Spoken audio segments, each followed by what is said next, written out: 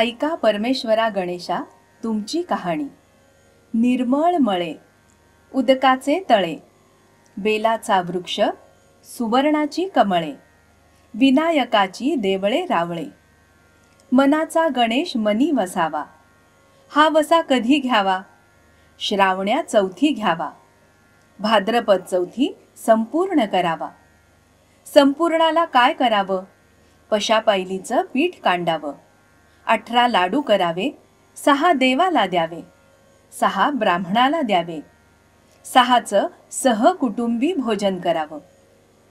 अल्पदान महापुण्य असा गणराज मनी ध्याईजे, पाविजे चित्ती लाभिजे, मनकामना निर्विघ्न कार्यसिद्धी करीजे।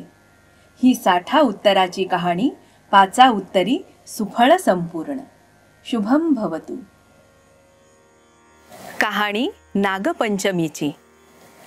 ऐका नागोबा देवा तुमची कहाणी।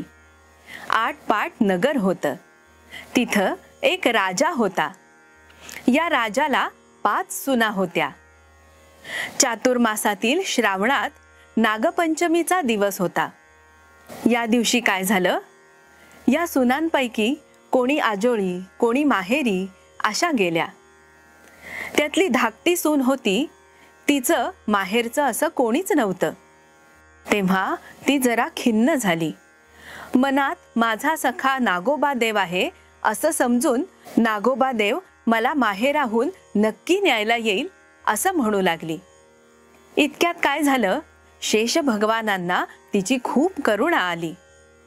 त्यानं ब्राह्मणाचा वेश धारण केला आणि त्या मुलीला नेण्याकरता शेष भगवान स्वतः आले। राजा विचारात पडला की इतके दिवस कुठे लपून बसले होते हे, आणि आताच इथे कसे काय आले? पुढे त्यांनी मुलीला विचारलं। तिनेही हाच माझा मामा आहे असं सांगितलं। राजांनी तिची रवानगी केली। त्या वेशधारी मामानं तिला वारुळात नेलं, खरी हकीकत तिला सांगितली आणि फणीवर बसवून आपल्या बायका मुलांना ताकीद दिली की हिला कोणीही चावू नका। एके दिवशी काय झालं, नागिण बाळंत होऊ लागली। तेव्हा हिला हातात दिवा धरायला सांगितलं। पुढे ती नागिण व्याली। तिची पिल्लं वळवळ करू लागली। ती मुलगी भिवून गेली। हातातला दिवा खाली पडला आणि त्यामुळे पिल्लांची शेपटी भाजली।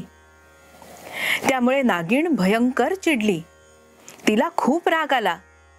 तिने सगळी हकीकत नवऱ्याला सांगितली। तो म्हणाला, हिला लवकरच मी तिच्या सासरी पोचवतो। पुढे ती पूर्ववत आनंदानं वागू लागली। एके दिवशी मुलीला अपार संपत्ती दिली आणि मनुष्य देह धारण करून तिला तिच्या सासरी पोचवली।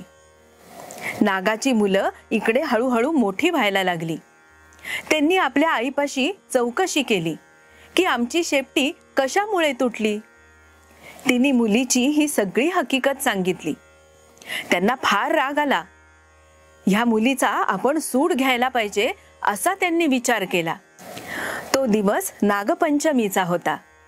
हिने आपली पुष्कळ वेळ आपल्या भावाची वाट बघितली। तो काही येत नाही म्हणून तिने काय केलं, पाटावर आणि भिंतीवर नागचित्र काढली आणि त्यांची मनोभावे पूजा केली। जवळ टोपलीतच नागाने, लाह्या, दूध हे सगळं ठेवून दिलं। उकडीचा नैवेद्य दाखवला। हा सगळा प्रकार ही नागाची पिल्लं पाहत होती। सरते शेवटी तिनं देवाची प्रार्थना केली, जय नागोबा देवा, जिथे माझे भाऊ लांडोबा, पुंडोबा हे सगळे असतील ते अगदी खुशाल असोत, असं म्हणून तिने नमस्कार केला। इकडे हा सगळा प्रकार ही पिल्लं पाहत होती। त्यांच्या मनातला सगळा राग निघून गेला। त्यांच्या मनात हिच्याविषयी दया निर्माण झाली। पुढे त्या दिवशी तिथेच त्यांनी वस्ती केली। दूध पाणी ठेवतात त्यात ह्यांनी पहाटेच एक नवरत्नांचा हार ठेवला।